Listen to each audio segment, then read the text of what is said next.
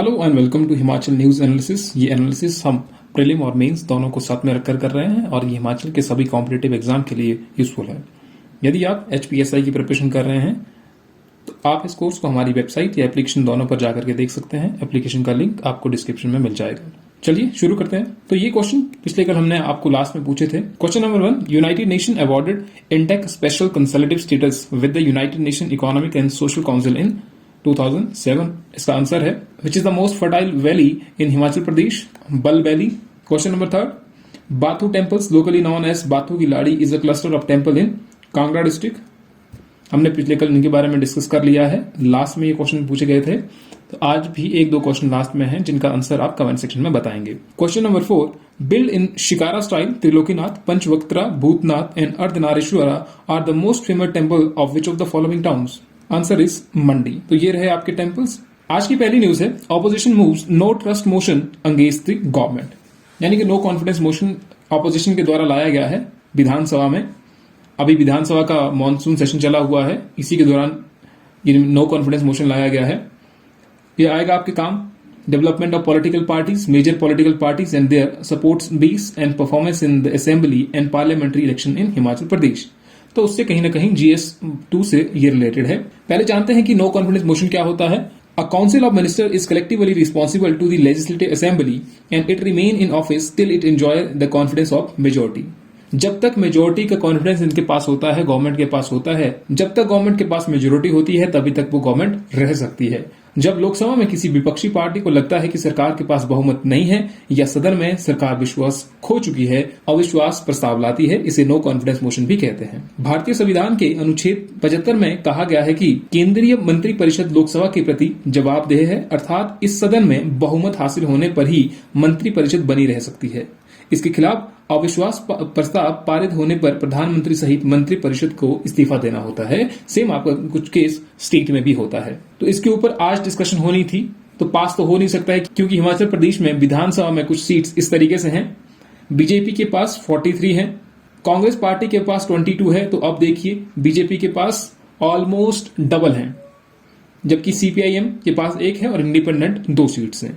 साथ ही साथ जान लीजिए हिमाचल प्रदेश के गवर्नर हैं राजेंद्र विश्वनाथ आर्लेकर, स्पीकर हैं बिपिन सिंह परमार, इन्होंने ही अविश्वास प्रस्ताव को एक्सेप्ट किया। डिप्टी स्पीकर हैं Hansraj, leader of the house chief minister हैं Jairam Thakur, leader of ruling party हैं जयराम ठाकुर और लीडर ऑफ ऑपोजिशन हैं मुकेश अग्निहोत्री कांग्रेस पार्टी से। तो ये अविश्वास जो है वो पास तो हो नहीं सकता है। ये सिर्फ इसके लिए लाया गया है कि गवर्नमेंट की जो पॉलिसीज हैं उनके कारण वो अपना विश्वास खो चुके हैं, इसलिए ये लाया गया था। ये सिर्फ एक संकेत मात्र ही है, ऐसा नहीं है कि ये पास होगा गवर्नमेंट गिर जाएगी, ऐसा कुछ नहीं होगा। थोड़ा सा इसकी हिस्ट्री के बारे में जानते हैं कि ये पहला नो कॉन्फिडेंस मोशन कब लाया गया था। The first no confidence motion was moved in the Lok Sabha by Acharya Kripalani against the Congress government led by Shri Jawaharlal Nehru in 1963। तो 1963 में लाया गया था। तब तत्कालीन प्रधानमंत्री जवाहरलाल नेहरू की सरकार के खिलाफ रखे गए इस प्रस्ताव के पक्ष में केवल 62 वोट पड़े थे और विरोध में 347 वोट पड़े। संसद में 26 से ज्यादा बार अविश्वास प्रस्ताव रखे जा चुके हैं और सबसे ज्यादा 15 अविश्वास प्रस्ताव इंदिरा गांधी की कांग्रेस सरकार के खिलाफ आए। लाल बहादुर शास्त्री और नरसिंह राव की सरकारों ने 3 बार अविश्वास प्रस्ताव का सामना किया। इंपॉर्टेंट है आपके एग्जाम के लिए। अविश्वास प्रस्ताव का सामना करते हुए अब तक पहली बार 1978 में सरकार गिरी थी, जब तत्कालीन मोरारजी देसाई सरकार को मतदान में हार का सामना करना पड़ा था। उनकी सरकार के खिलाफ कुल 2 बार यह प्रस्ताव लाया गया था। सबसे ज्यादा अविश्वास प्रस्ताव पेश करने का रिकॉर्ड माकपा सांसद ज्योतिर्मय बसु के नाम है। उन्होंने अपने 4 प्रस्ताव इंदिरा गांधी सरकार के खिलाफ रखे थे। तो ये थोड़ी सी जानकारी थी नो कॉन्फिडेंस मोशन के बारे में कि पहली बार कब लाया गया, किसके खिलाफ हुआ और सबसे ज्यादा बार किसने पेश किया। सदन में आया अविश्वास प्रस्ताव, तो ये यही कहानी है। तो ये हमने पढ़ लिया है। Next news is SC community up in arms against the tribal status to Hati. हमने प्रीवियस लेक्चर में पढ़ा था हाटी कम्युनिटी के बारे में, जिनको ST का दर्जा दिया जाना है। अभी सिर्फ इसके लिए सेंटर सरकार की अनुमति बाकी है। ऑलमोस्ट जो कार्य है वो कंप्लीट हो चुका है। हाटी कम्युनिटी सिरमौर से संबंधित है। The Hati are a close knit community that got their name from their tradition of selling home grown vegetable crops meat and wool etcetera at a small market called haat in town. कहीं कहा जाता है हट कहा जाता है, कहीं पर हाटी भी कहा जाता है। पहाड़ी में अगर देखें तो हाटी भी कहा जाता है।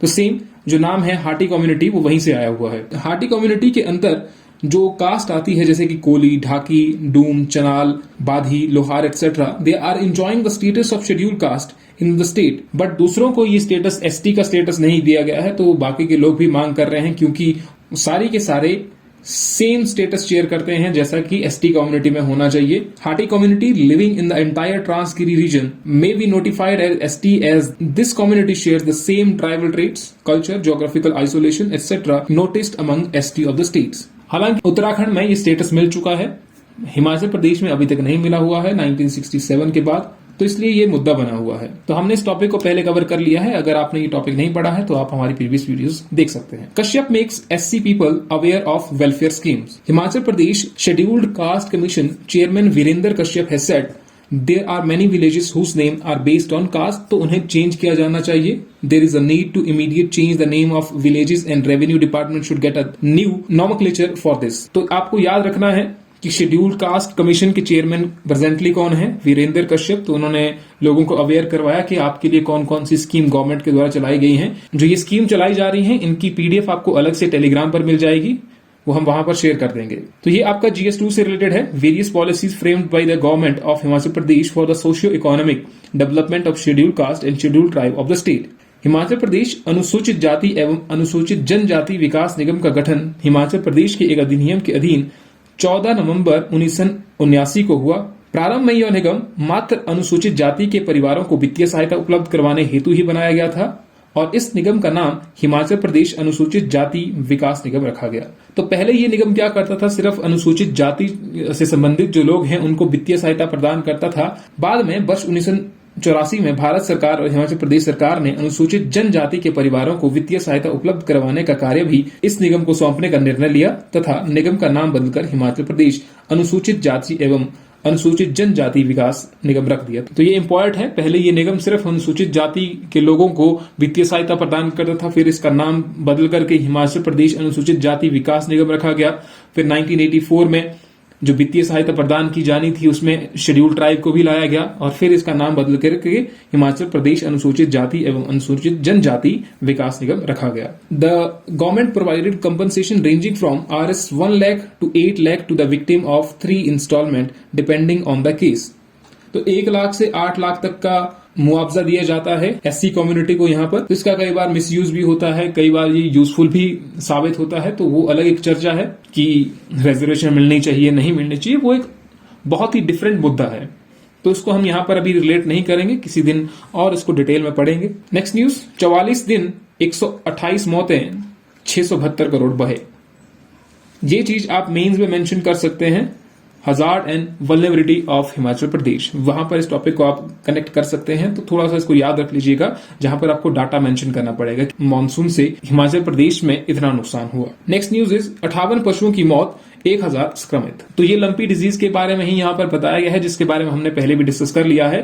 The LSD virus caused by capripox virus is an emerging threat to livestock worldwide. It is related to the godpox and sheeppox virus family. LSD is primarily transmitted in cattle and water buffalo by blood-feeding insects.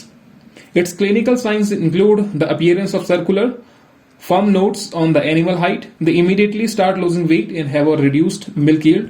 तो हमने previously हमने देखा था कि उनके शरीर पर दाने दाने बनने शुरू हो जाते हैं, वो दूध देना कम शुरू कर देते हैं।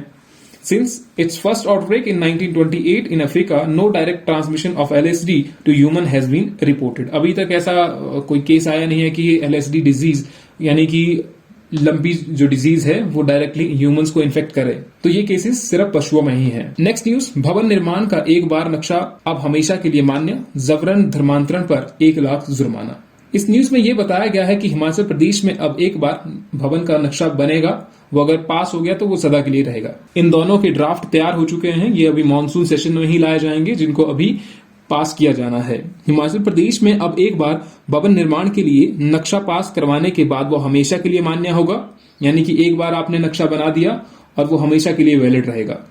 नक्शा पास करवाने के लिए अब कभी भी भवन का निर्माण किया जा सकता है, ऐसा नहीं है एक टाइम लिमिट। पहले टाइम लिमिट होती थी कि आपको 3 साल के अंदर बनवाना है, नहीं तो आपको फिर से भवन का नक्शा पास करवाना पड़ेगा।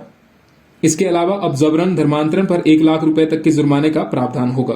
बुधवार को विधानसभा परिषद में मुख्यमंत्री जयराम ठाकुर की अध्यक्षता में हुई कैबिनेट मीटिंग में दोनों संशोधन विधेयक के ड्राफ्ट को मंजूरी दे दी गई है और ये ड्राफ्ट अब मॉनसून सत्र में पेश होंगे।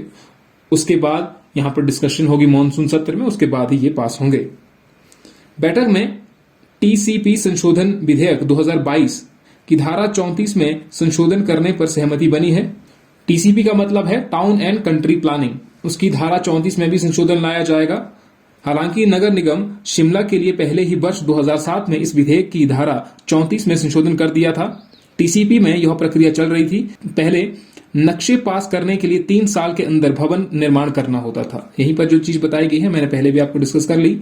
अगर इस अवधि में काम नहीं होता है तो लोगों को अवधि बढ़ाने के लिए टीसीपी में आवेदन करना होता था और 3 साल के बाद 2 बार यानी कि साल दर साल, 1 साल बाद भी उसके 1 साल बाद साल दर साल आवेदन करने होते थे। यह प्रक्रिया 5 साल तक चलती थी, लेकिन अब एक बार नक्शा पास होने के बाद वो हमेशा के लिए स्वीकृत माना जाएगा।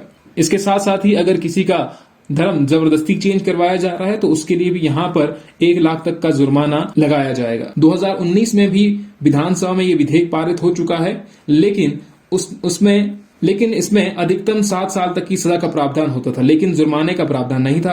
तो अब 50,000 रुपए और 1 लाख रुपए के अलग अलग अपराध जुर्मानों की राशि को भी इसमें दर्ज किया जा रहा है। अभी जब ये बिल पास होंगे तो उसमें हमें और डिटेल मिलेगी, तो इसको और अच्छे तरीके से कवर करेंगे। Next news, Panipat gets country's first second generation ethanol plant. Narendra Modi ji ने इसका उद्घाटन किया। तो याद रखिएगा, आई होप आपने नेशनल न्यूज तो आप पढ़ ही रहे होंगे, ये थोड़ी सी इंपॉर्टेंट न्यूज थी तो मैंने यहां पर कवर कर ली। अब आते हैं आज के क्वेश्चन पर। Question number 1, consider the following statement about Hati community. Hati community के बारे में जो हमने अभी तक कवर किया, तो आपको इसका आंसर कमेंट सेक्शन में बताना है।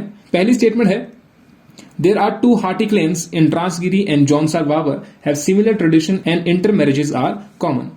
ट्रांसगिरी और जौनसार बाबर में समान परंपराएं हैं तथा अंतरजातीय विवाह आम बात है। Second statement is, the Hatis are governed by a traditional council called Khumbli, which is like the Khaps of Haryana, decides communities matter. According to 2011 census of India, the total tribal population of Himachal Pradesh is 3,92,126, which is 3% of total population of the state. तो ये भी आपको बताना है कि 2011 की जनगणना के अनुसार हिमाचल प्रदेश में कुल जनजातीय संख्या 3,92,126 है, जो राज्य की कुल जनसंख्या का 3% है। तो आंसर कमेंट सेक्शन में बताइए। फिर आपका क्वेश्चन नंबर 2 है, विच of the following statement is correct about schedule area and welfare of the schedule tribe. Question number 3, offences committed by any public servant under section 3 of the SC and ST Prevention of Atrocities Act 1989 provides for minimum punishment of। अनुसूचित जाति और अनुसूचित जनजाति अत्याचार निवारण अधिनियम 1989 की धारा 3 के तहत किसी भी लोक सेवक द्वारा किए गए अपराध में न्यूनतम सजा का प्रावधान कितना है। Last question, which of the following statement is correct about national commission for schedule caste. National commission for schedule caste के बारे में कौन सी स्टेटमेंट यहाँ पर ठीक है, कमेंट सेक्शन में सारे के सारे आंसर बताइए। तो इसी के साथ ये वीडियो यहीं पर खत्म होती है। इस वीडियो की PDF फाइल आपको टेलीग्राम चैनल पर मिल जाएगी और टेलीग्राम का लिंक आपको डिस्क्रिप्शन में मिलेगा। जाने से पहले वीडियो को लाइक और शेयर करना ना भूलें। मिलते हैं आपसे नेक्स्ट वीडियो में। Thank you.